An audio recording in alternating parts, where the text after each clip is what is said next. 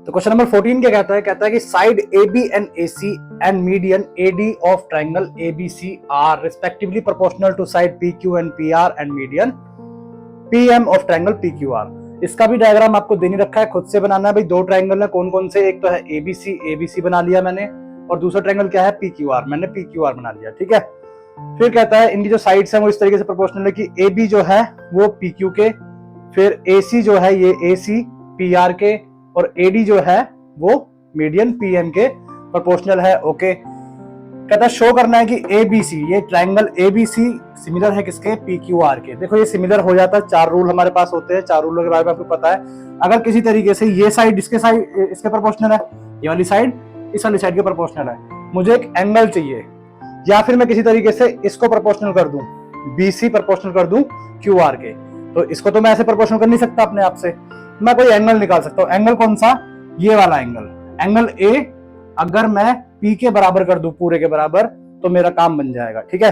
तो इसको प्रूफ करने के लिए क्या करेंगे? सबसे पहले इसमें कंस्ट्रक्शन करनी पड़ेगी। एक हमने एक लाइन ड्रॉ करी, कैसे? ई डी लाइन ड्रॉ करी जो कि ए सी के पैरेलल थी, ठीक है। तो ई डी पैरेलल में ए सी, ये मैंने यहाँ पे लिख दिया ई डी पैरेलल ए सी, और इस वाले ट्रायंगल में मैंने एम एन पैरेलल ड्रॉ करी पी आर के, तो N M parallel P R के। अब एडी क्या है? एडी एक मीडियन है किस पे? बीसी पे, मतलब बीसी को इस डी पॉइंट ने 2 इक्वल पार्ट्स में बाइसेक्ट कर दिया, ठीक है। अब जब तुम मिड पॉइंट से बीसी, भाई डी पॉइंट क्या हो गया? डी पॉइंट हो गया बीसी का मिड पॉइंट। अब मिड पॉइंट से एक लाइन तुमने पैरेलल खींची ट्रायंगल की दूसरी साइड से, तो वो ट्रायंगल की तीसरी साइड को भी मिड पॉइंट पे ही काटती है। ये तुमने थ्योरम पढ़ी थी, mid point theorem, converse of mid point theorem पढ़ी थी। तो जो ई पॉइंट होगा वो ए बी का, सॉरी जो मिड पॉइंट होगा वो ई पॉइंट बन जाएगा किसका? ए बी का, ठीक है। तो हम क्या लिखेंगे यहाँ पे सॉल्यूशन में, प्रूफ में देखो, प्रूफ में हम क्या लिखेंगे अब कि जो E is the mid point of A B. इसी तरीके से ट्रायंगल में देखो भाई, पी एम मीडियन है, मतलब एम जो पॉइंट है उसने क्यू आर को 2 इक्वल पार्ट्स में बाइसेक्ट कर दिया, मतलब एम जो है वो मिड पॉइंट हो गया। मिड पॉइंट से आपने एक ट्रायंगल की दूसरी साइड के पैरेलल एक साइड खींची। अब ये जो पॉइंट आएगा ये वाला, ये थर्ड साइड को क्या करेगा? मिड पॉइंट पे ही टच करेगा, तो मतलब एन जो होगा वो पी क्यू का मिड पॉइंट बन जाएगा। एन क्या बन जाएगा? N is the mid point of P Q. और ये आप क्यों कह रहे हो? ये कह रहे हो कन्वर्स ऑफ एमपीटी। एमपीटी मतलब मिड पॉइंट थ्योरम, ठीक है। ये हमारा रीजन हो गया। अब आपने एक और थ्योरम पढ़ी थी, मिड पॉइंट थ्योरम। जब भी किसी ट्रायंगल के 2 मिड पॉइंट से, ठीक है, एक लाइन बनती है, जो लाइन बनती है तो थर्ड साइड के हाफ होती है, मतलब ये यहां पे मिड पॉइंट है, यहां पे भी इसका मिड पॉइंट है। अब ईडी क्या हो जाएगी? फिर ईडी इज इक्वल टू में हाफ हो जाएगी किसके? थर्ड साइड के। थर्ड साइड कौन सी है? अब एसी। भाई ये पहली साइड, ये दूसरी साइड। पहली साइड के मिड पॉइंट पे ये पॉइंट है, दूसरी साइड के मिड पॉइंट पे ई पॉइंट है। आपने इसको टच करा, एक लाइन आई, लाइन कौन सी आई? ईडी। ईडी जो होने वाली है वो थर्ड साइड की आधी होगी, समझ गए? ओके, तो ईडी जो है वो हाफ होगी किसके? एसी के। और दूसरी बात क्या निकली यहाँ पे? दूसरी तरफ देखो, ये भी मिड पॉइंट है, यहाँ पे मिड पॉइंट है, लाइन मिलाई है आपने, एम एन बन गई। एम एन जो होगी वो पी आर के हाफ होगी, तो एम एन या N M is equal to half of the P R. ये चीज समझ में आ गई? ये भी आपने क्यों कहा? ये कहा आपने एमपीटी से। ये 2 थ्योरम थी जो आपने क्लास 9th में पढ़ी होंगी, मिड पॉइंट थ्योरम और एक converse of mid point theorem, ठीक है। अब देखते हैं हमें गिवन क्या था। गिवन थे हमें ये रेशो, इन रेशो को लिख लो भाई। ए बी के अपॉन में दूसरी साइड, यहाँ पे पहला नंबर है, यहाँ पे देखो पी क्यू बराबर में यहाँ पे क्या है? ए सी, अपॉन में यहाँ पे क्या आएगा? P R. यहां से पहला, यहां से पहला, यहां से दूसरा, यहां से दूसरा, यहां से फिर मीडियन एडी, फिर यहां से क्या जाएगी? Median PM. एडी अपॉन में पीएम। अब देखो ए बी साइड, ये रही ए बी साइड, मुझे इसकी हाफ पता है, ठीक है ना। बी भाई ई जो है मिड पॉइंट है, और ई पॉइंट ने क्या करा? इसको हाफ, आधे आधे टुकड़ों में डिवाइड कर दिया, तो मैं इसका हाफ लिख सकता हूं 1/2। ऐसी मैं पी क्यू का भी हाफ लिख दूंगा, यहाँ पे इसका हाफ कर दूंगा, यहाँ पे इसका। भाई एसी का भी तो मुझे हाफ पता है, एसी का हाफ क्या है, ईडी है, अभी बताया ना ये रहा। तो एसी का हाफ क्या हो जाएगा, ईडी। यहां से पी आर का हाफ हो जाएगा क्या, एम एन। ठीक है जी। अब देखो half of the A B, half of the A B क्या हो जाएगा भाई, हाफ ऑफ द एबी हो जाएगा ए ई। मैं हाफ ऑफ द एबी जगह पे क्या लिख सकता हूं, ए ई अपॉन में हाफ ऑफ द एबी की जगह पे मैंने लिख दिया A E, half of the P Q की जगह पे मैं क्या लिख दूंगा, P N, P N. Half of the AC, half of the AC क्या हो जाएगा, ED, half of the AC क्या हो जाएगा, ईडी अपॉन में हाफ ऑफ द पीआर क्या हो जाएगा, हाफ ऑफ द पीआर हो जाएगा एन एम, एन एम। इसको आप ऐसे ऐसे ही लिख दो, पी एम। अब देखो ये जो रेशो आया, ये जो साइडें आई, ये किस ट्रायंगल की हैं, ए ई। एक तो ये लाइन ए ई, ईडी ये वाली लाइन, और फिर एडी, एडी ये वाली लाइन। तो ये ट्रायंगल कौन सा बन गया, ए ई डी। ट्रायंगल कौन सा बन गया, ए ई डी। ये सिमिलर हो गया किसके, पी एन। पी एन देखो ये रहा पी एन, फिर यहां से ये एन एम, और फिर ये पी एम।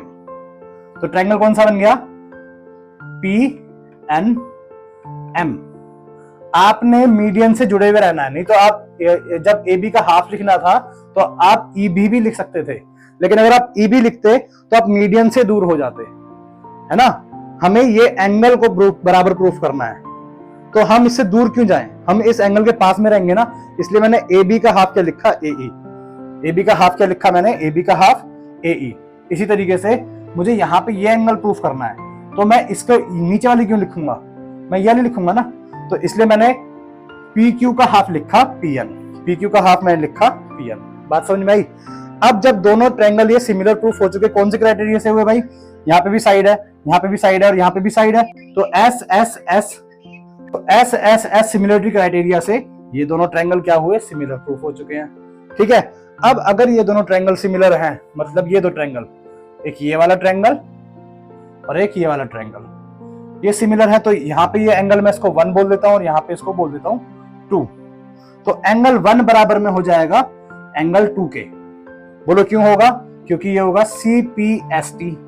अब बोलो CPST मतलब corresponding part of similar triangle. भाई ये हो गया काम हमारा, ये एंगल इसके बराबर प्रूफ हो गया, आधा काम हमारा हो चुका है। अब हमने ये वाला एंगल और प्रूफ करना है इसके बराबर। बात समझ गए। तो इसी तरीके से करेंगे, ऐसी कंस्ट्रक्शन करेंगे, मतलब यहाँ पे एक कंस्ट्रक्शन करेंगे जो इसके पैरेलल हो, यहाँ पे एक कंस्ट्रक्शन करेंगे लाइन जो इसके पैरेलल हो, उस तरीके से सेम यही प्रोसेस करेंगे, तो ये वाला एंगल हमारा बराबर आ जाएगा। आपने बराबर प्रूफ करके नहीं दिखाना है, हम पहले ही कर चुके हैं। हम क्या लिखेंगे सिंपली कि सिमिलरली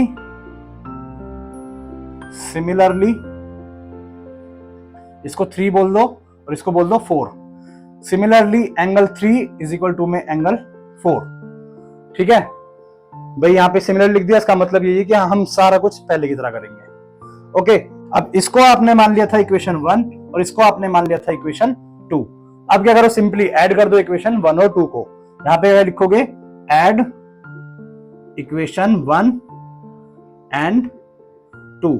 1 के लेफ्ट हैंड साइड में देखो यहाँ पे क्या है, इक्वेशन 1, एंगल 1। यहाँ पे लेफ्ट हैंड साइड में क्या है, एंगल 3। राइट हैंड साइड में देखो यहाँ पे क्या है, एंगल 2, और यहाँ पे क्या है, इज इक्वल नहीं, प्लस, और यहाँ पे राइट हैंड साइड में क्या है, एंगल 4। एंगल 1 + 3, एंगल 1 + 3 पूरा क्या बन गया भाई, ये बन गया एंगल A। ठीक है। और ये यहाँ पे देखो एंगल 2 + एंगल 4, ये क्या बन गया पूरा, एंगल P। एंगल A बराबर में क्या आ गया, एंगल P क्या आ गया, इसको बोल दो इक्वेशन 3 बोल दिया। अब हम लेंगे वो ट्रायंगल जिनको हमने सिमिलर प्रूफ करना है। अब triangle low, in triangle ABC and triangle PQR, इन दो ट्रायंगल को देखो। अब बाकी सब कुछ भूल जाओ, ये अंदर का सब कुछ भूल जाओ।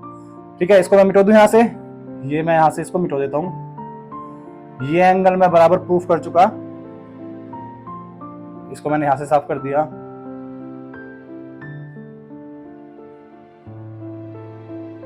ये यहां से साफ कर दिया। ये वाला जो एंगल है मैं इसके बराबर प्रूफ कर चुका। पहले इन्हीं को लिख लो कि एंगल A बराबर में एंगल P होगा, और ये क्यों कह रहे हो आप, from equation third, equation third से कहा। अब एंगल प्रूफ हो गया, ठीक है ना। अब साइड को देखो, साइड आपको गिवन ही थी कि ए बी अपॉन में P Q, A B upon में पी क्यू बराबर में ए सी अपॉन में पी आर, पी आर। देखो भाई यहां से था ना ए बी अपॉन में पी क्यू बराबर होगा ए सी अपॉन में पी आर। अगर आप इसको हाफ में हटा दोगे यहां से तो आपको क्या मिलेगा, ए बी अपॉन में पी क्यू और ए सी अपॉन में पी आर। और ये हमको गिवन था पहले, क्या लिख दोगे यहाँ पे कि ये गिवन था, ठीक है ना भाई।